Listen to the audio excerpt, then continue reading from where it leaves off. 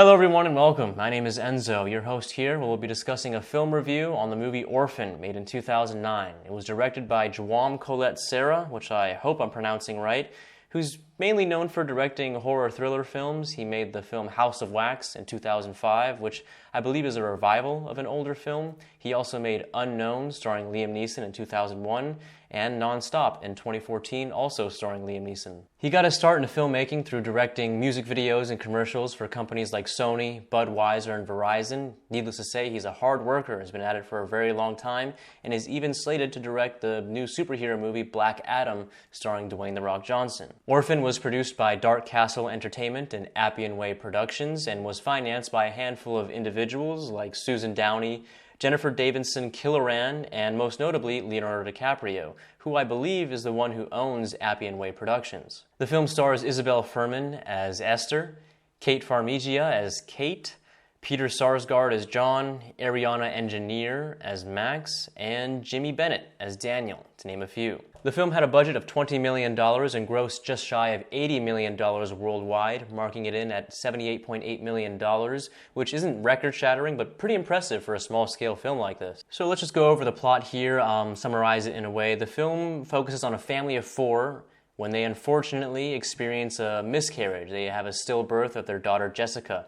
Kate, the mother, falls apart and resorts to therapy, alcoholism, and medication to keep herself together. The parents decide on adopting a child in order to make themselves feel better. Kate, the mother, justifies this by saying she has so much love to give to the world, or to her daughter Jessica, she wants to give it to somebody else. And so they decide on adopting a 9-year-old girl named Esther. She's Russian, and after a couple of days of searching and thinking, they decide that she's perfect for them, and so they adopt her.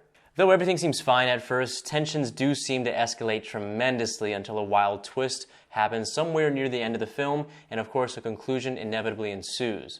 However, the family is torn forever.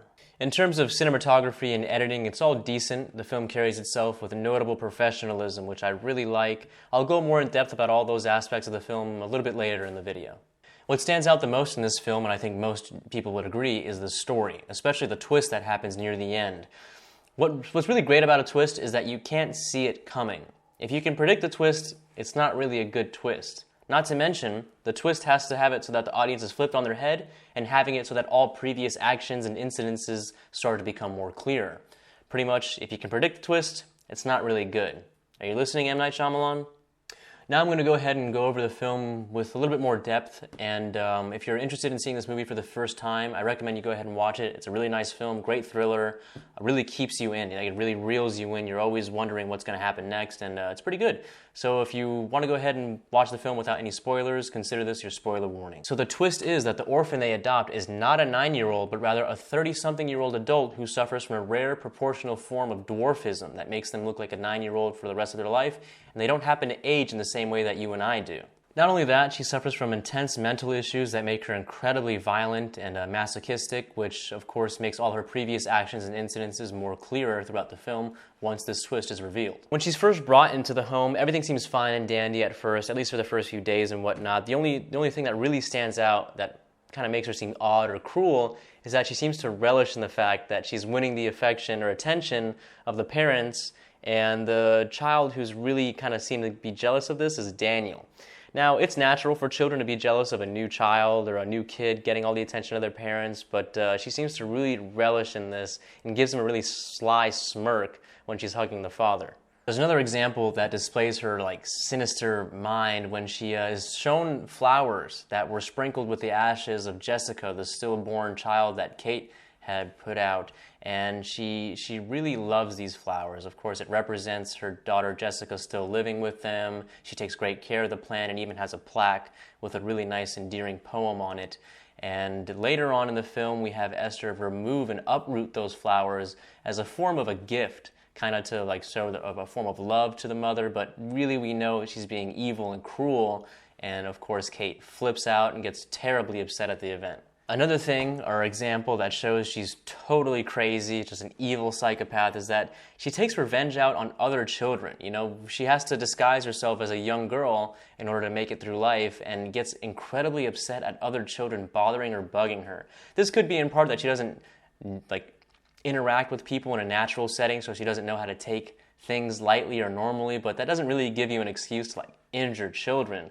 For example, this other 9-year-old girl who bullies her at school, you know, she's in her 30s, remember, and she pushes her off the stairs of a playground and almost kills her. She's lucky enough to just suffer a broken leg, but that's just insane that she's done this throughout her entire history. We find later in the film through one of the nuns that she's been injuring children almost entirely throughout her time in other institutions or orphanages, and it's just really messed up. Not to mention her unusual attachment to her adopted father or previous fathers, which of course is rooted in her inability to obtain a sexual partner. So they can't really do anything with her without being labeled a pedophile or having horrible looks. Not to mention her mental disability probably prevents her from having any normal relationships. So she's physically and emotionally starved. Now that's not an excuse to go ahead and murder people and children and hurt them all, but it kind of gives her character a little bit more depth, which I do enjoy. Because of this, she stays single throughout most of her life, lacking any emotional or physical connection with partners, and it's what makes her a real bitch. We find this out because her mother, Kate, her adopted mother, Kate, rifles through her belongings, finds the Bible that she carries around with her, which is really a guise, a disguise for all the other photos she has of her previous adopted fathers or these other men she's encountered in her life. It's a Bible just full of pictures of guys, which I found odd, and of course any audience member would find odd.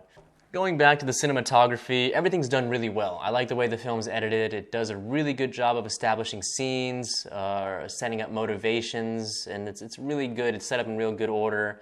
The film takes place in a colder climate area, so you're going to get a lot of grays, a lot of dark scenes, some blue and whatnot. Nothing spectacular, but the cinematography is pretty decent in this film. The editing and pacing of this film are really great, as I mentioned earlier, in part mostly the story, of course. The story is what really brings you in, the twist is awesome, but the pacing and editing is what really keeps you in. You're like, what is going on with this girl? How is this family dealing with this issue? What are they going to do?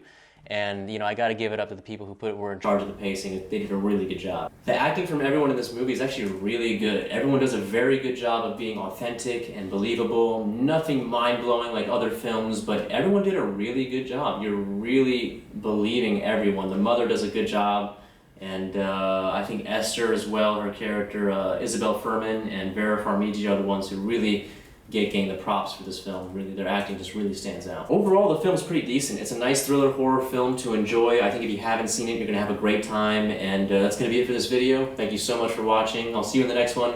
Take care.